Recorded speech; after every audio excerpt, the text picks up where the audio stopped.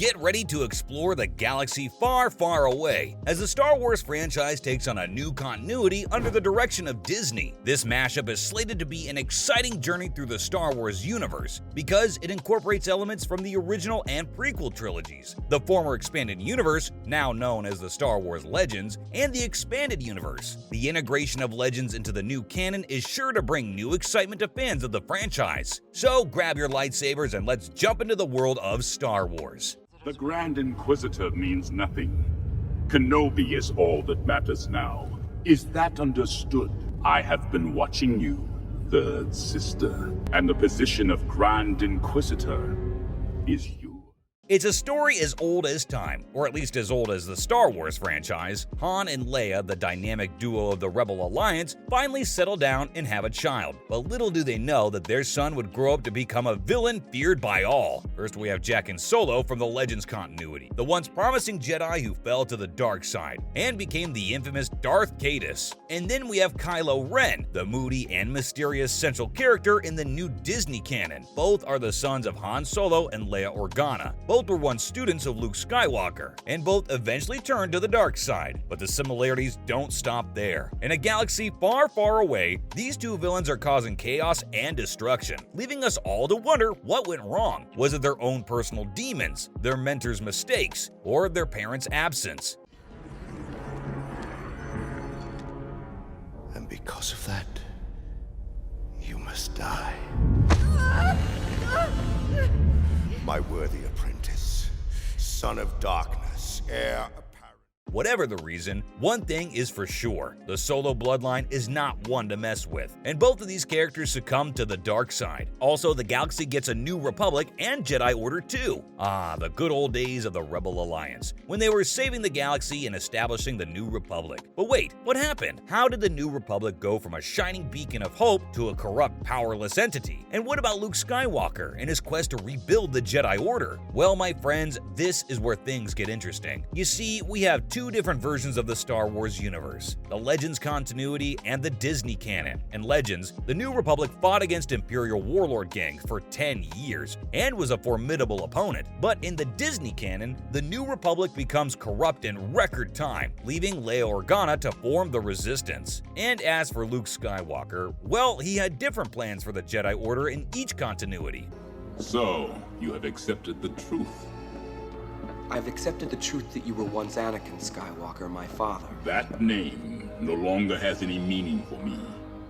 It is the name of your true self you've only forgotten. Next, in Legends, Luke shakes things up, establishing the new Jedi Order, a more modern take on the Jedi Order that allows its knights to live better lives. But in the Disney canon, Luke sticks to the traditional ways of the prequel-era Jedi Order, leaving him disillusioned and his nephew vulnerable to the dark side. Who knew Darth Vader needed a vacation home? But seriously, folks, the man behind the mask had some pretty sweet digs, and we've got two versions of them for you today. First up, we've got the Legends version of Vijin, where Vader could get away from the hustle and bustle of the Empire and just relax with his dark side buddies. In the post-2014 canon, Vader's got a new pad on Mustafar, as seen in Rogue One. And let's be real, what's more intimidating than a massive castle on a volcanic planet? Not much, folks. The Battle of Scarif and the Battle of Top Rawa have been the talk of the Star Wars galaxy for decades. While the theft of the Death Star plans is the central plot of A New Hope, the Legends era takes it to a whole new level with Operation Skyhook and the explosive Battle of Top Rawa. In both conflicts, a gallant band of rebels invades an Imperial stronghold, rushes to deliver the Death Star blueprints to their orbiting fleet, and engages in their decisive showdown with the Empire. But how do these two legendary battles stack up against each other? I can't lose him!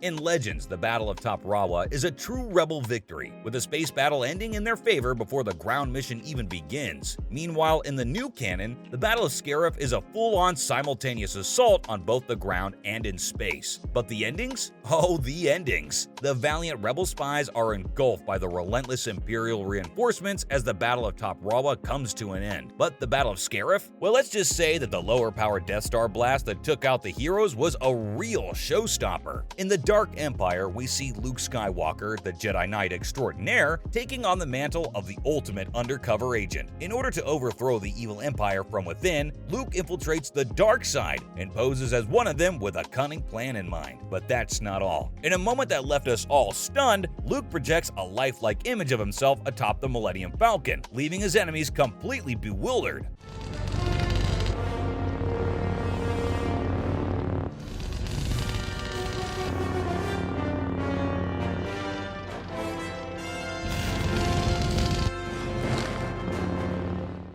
Fast forward to The Last Jedi, and Luke is back at it again. In a daring move, Luke creates a doppelganger of himself on the planet Crate, while he's still on Ahch-To. This spectacular illusion not only distracts Kylo Ren and the First Order, but also buys crucial time for the Resistance. It's a classic case of the best defense is a good offense. But here's the twist. While this power is used safely and effectively in Legends, it ends up being Luke's downfall in the current canon. Talk about a cruel twist of fate. Next, Solo: A Star Wars Story is packed with Easter eggs and references to the Legends era content, but don't worry, it still has that classic Star Wars feel. If you're a fan of the Han Solo trilogy of books, then you're in for a real treat, because this film is heavily influenced by those legends. So what can we expect from the latest version of the legendary scoundrel's origin? Well, in both canon and legend, Han Solo was once a member of the elite Imperial Starfighter Corps, but in Legends, he was known as a top-notch pilot, and in canon, he was moved to the Imperial Army as punishment for being a rebellious rogue. And let's not forget about Han's mentor, Garrus Shrike, who played a big role in the Legends era. Well, in the new film, Lady Proxima and Tobias Beckett were inspired by this legendary character. So it's safe to say that Solo: A Star Wars Story is the perfect blend of old and new. Another component introduced into the new canon is the tangled web of love and adventure that is Han Solo's past. In the Legends era, young Han had a sweetheart named Bria Theron, who led the daring ground mission during the Battle of Top Rawa and made the ultimate sacrifice to deliver the Death Star plans to Princess Leia. Fast forward to the latest addition to the Star Wars canon, Solo: A Star Wars Story, and we see a whole new cast of characters who seem to have been inspired by Han's legendary love life. There's Jyn Erso, the fearless leader of Rogue One's mission to steal the Death Star plans. Sound familiar? And of course there's Qi'ra, the beautiful and mysterious figure who captured Han's heart, but was forced to betray him and join the criminal organization Crimson Dawn. While both Bria Theron and Jyn Erso may have met their ends in the pursuit of saving the galaxy, Qi'ra seems to have cheated death and still holds a special place in Han's heart. It's fascinating to observe how Disney has skillfully incorporated these cherished components into the current Star Wars universe, giving the far-off galaxy new life. The Legends era stories and characters are sure to bring a sense of wonder and excitement to your viewing experience. What do you think? Let us know, and we'll see you in the next one.